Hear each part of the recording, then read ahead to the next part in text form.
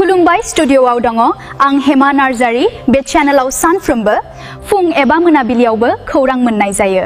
बिनिखायनो नोंथांमोनहा खौरां खोनासंनो मोजां मोनोब्ला आंनि चेनेलखौ साबस्क्राइब खालामना ला। BPF दोलोनिफ्राय जाय दैदेनगिरिया ओंखारलांनो सानदों बिथांमोना ओंखारलांनो हागोन आरो जायफोर दैदेनगिरिफ्रा फैनो गोसो बिथांमोना फैनो हागोन।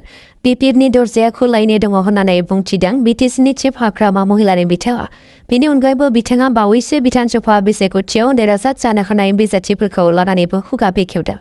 बिथाङा फोरमायथिदों दि BPF दोलोनि देरहासारनाय बिजाथिफोरनो आसाम सोरखारा जुदि मन्थ्रिनि बिबान होयोब्ला जों दोलोनि गेजेराव सावरायगोन, नाथाय आं दासिमबो जोंनि बिजाथिनो मन्थ्रिनि बिबान होनांगौ होननानै दाबि खालामाखै आरो आं बियाखैबो। नाथाय जों बेखौसो बिदों BTCनि बाजेटखौ बांहोनांगौ, मानोना BTC ओनसोलनि गासै रायजो राजाफोरनि थाखाय आंखाल जानायफोरखौ सुफुंनो हायो आरो जोंहा BTCखौ जौगाखांहोनायनि थाखाय गोबां खामानि मावनांगौ दङ, बेखायनो जों मन्थ्रिनि बिबानखौ बियाखै। बिसायख'थियाव देरहाखांनायनि उनाव BJP दोलोआ सोर सोर बिजाथिफोरनो मन्थ्रिनि बिबानखौ होगोन बेखौ BJP दोलोआ डिसिसन लागोन। जोंनि BPF हानजाया दायो BTCखौ माबोरै जौगाखांहोनो हागोन बेखौ लानानैसो जों सावरायलायबाय थादों होननानै बुंथिदों BTCनि चिफ हाग्रामा महिलारि बिथाङा। रायजोआव सोलिदों फिन आरोबाव नंखाय लटारि खेलानि फालांगिरि। अनलाइननि गेजेरजों नंखाय एनजिअनि मुं लानानै गोबां सुबुंफोरनिफ्राय टिकेट होनानै रां लुथिदोंमोन नंखाय टिकेट फानग्रा सुबुंफ्रा। नाथाय उननि समाव बेबादि नंखाय खेला होनायनि बागै पुलिसनिसिम खौरां मोनहैनायनि उनावनो सिग्रोमनानै जागिरि दं गासै 3 सुबुंफोरखौ हमनो हादों। हमजानायफोरखौ फारियै आली आकबर, आशराफुल इस्लाम, गसवानी मिराजुल इस्लाम होननानै सिनायथिनो हादों। नाथाय दासिमबो बे नंखाय खेलाखौ दैदेनगिरि नगावनि जेफुरा खारखोमानानै दङ।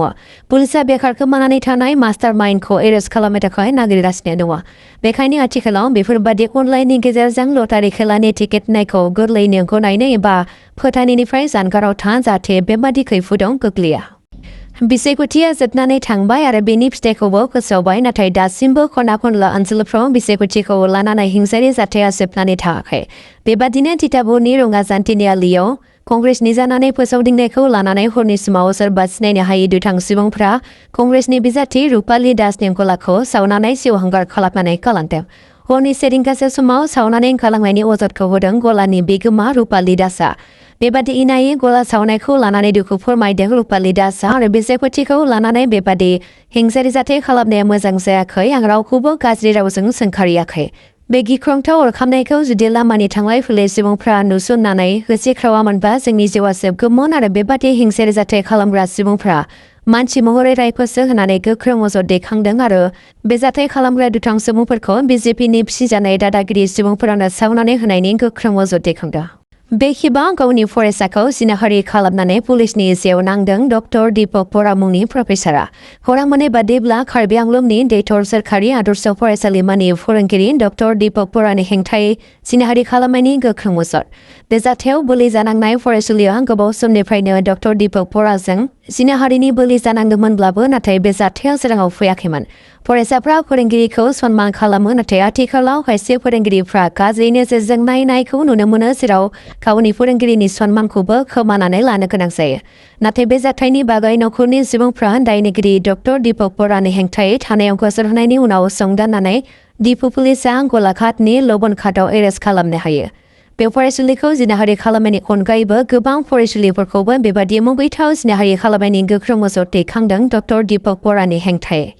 बिसायख'थिनि फिथाइ फोसावखांनायनि उनाव मैयानि सानाव बड'फा कालचारेल कमप्लेक्सआव इन्डिया मित्रजों दोलोनि मोनसे गोनांथार बानजाय जथुम जानानै थाङो।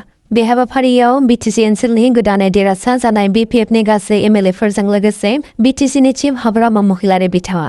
बेनि अनगायैबो बे हाबाफारियाव बाहागो लाबावदों आसाम प्रदेश BJPनि आफादगिरि दिलीप शइकिया आरो MLA जयन्त मल्ल बरुवा बिथांमोनाबो बाहागो लानायखौ नुनो मोननाय जादों। मैयानि बे जानानै थांनाय हाबाफारियाव एनडिएनि लोगो हानजा BPFनि गासैबो देरहासार MLAफोरजों लोगोसे BPF हानजाजों सावरायदों BJPनि आफादगिरि दिलीप शइकिया बिथाङा। बेजों लोगोसेनो खौरांगिरिफोरनि सिगाङाव BJPनि आफादगिरि दिलीप शइकियाया BTCनि जौगाखांनायनि थाखाय BPF दोलोनो मन्थ्रि होनो थाखाय इसारा होदों। नोंथाङा भिडिअखौ मोजां मोनोब्ला लाइक, शेयार, साबस्क्राइब खालामना होबानो जाबाय। गाबोननि भिडिअआव लोगो मोनफिनसिगोन, गोजोन्थों।